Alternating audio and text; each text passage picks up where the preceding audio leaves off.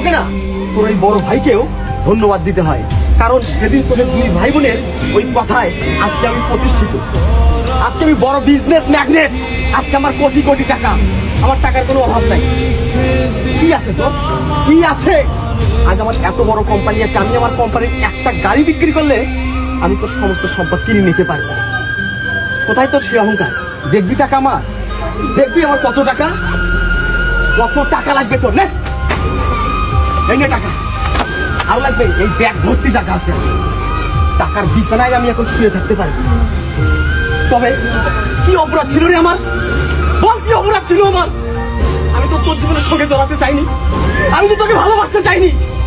তুই আমাকে মিথ্যা স্বপ্ন দেখাইছিস, তুই জোর করে আমার সঙ্গে সম্পর্কে জড়াস। এত স্বপ্ন দেখানোর পর আজ কিভাবে তুই অন্যের বউ হতে পারবি?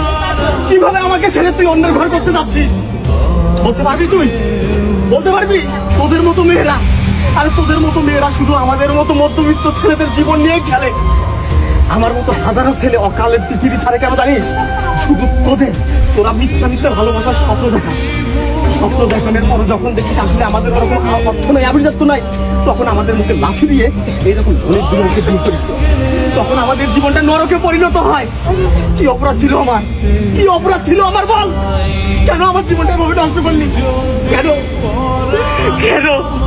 এই শোন, এই তুমি এসব বাদ দাও তো, তুমি চলে যাও এখান থেকে। আপনি থামেন, তোকে আমি একটা কথা বলি। দাঁড়াও, আপনি দাঁড়ান, আমার কথাগুলো আমাকে বলতে দেন।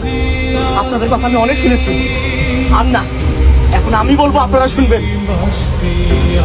তোকে সাক্ষী রেখে আজকে আমি বলছি, আমার মতো যারা মধ্যবিত্ত ঘরের সন্তান আছে সারা বাংলা ছেলেদেরকে আমি জানাই, এ ভাই তোমরা শোনো, এদের মতো কান্নাগিনীর পিছনে না ছুটে নিজের মেধার উপর ফোকাস দাও, নিজের কর্মের উপর ফোকাস দাও, অর্থ কামাই করো, উপার্জন করো।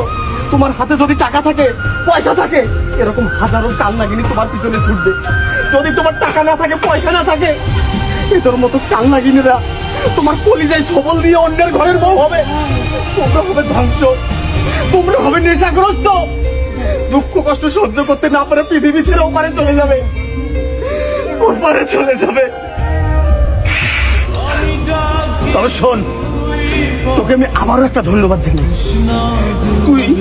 তুই আমার সঙ্গে যেটা করেছিস, এটা যদি তুই আরো 5 বছর আগে করতিস, আমার ক্যারিয়ারটা আরো অনেক বড় জায়গায় যেত, অনেক বড় জায়গায় যেত। তোকে আমি আটকাবো না, তোকে আর আমি আটকাবো না। তবে আমি একটা জিনিস ভালো জানি, আমার পকেটে যদি টাকা থাকে, তোর মতো হাজারটা কান্নাগিনী টাকার পিছনে ছুটবে। দেখো মাম্মি, আমি এই মেয়েকে নেবো না। কি বলিস? হ্যাঁ মা, তুমি এসব কি বলছো? দেখো, ওর সঙ্গে আর আমার রিলেশন নাই, ছিল কিন্তু এখন তো নাই, এখন আমি তোমার বউ। এসব কি বলছো তুমি আমাকে? এ কথা বলিও না। আমার বোন যতটুকু বয়সে ভুল করার সেটুকু ভুল করছে। ও হয়তো বা ওর পিছনে ছুটছিল, আমার বোন কখনো ওর পিছনে ছুটে নাই। সেখান থেকে আমি বলতেছি, আমার বোন ওকে নিয়ে একটুও ভাববে না, তোমরা সুখে শান্তিতে থাকো, সেজন্য আমি দুজনকে তোমাদের এক করে দিছি। তোমরা এটা নিয়ে কোনো জানজাম না বাড়ায় তুমি ওকে মেনে নিয়ে চলে যাও ভাই। হ্যাঁ বাবা, সেটাই ভালো। মা তুমি যখন বলছো, ঠিক আছে।